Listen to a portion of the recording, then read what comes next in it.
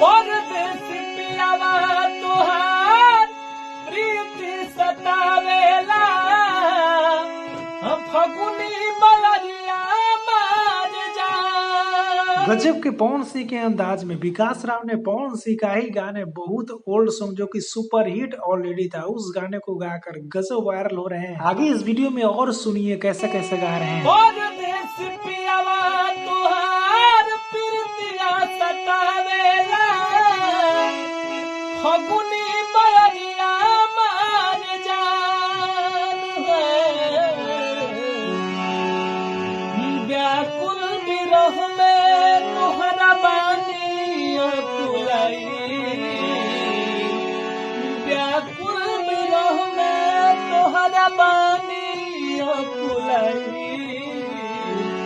ए हो पिया कहे बड़ा तू भुलाई।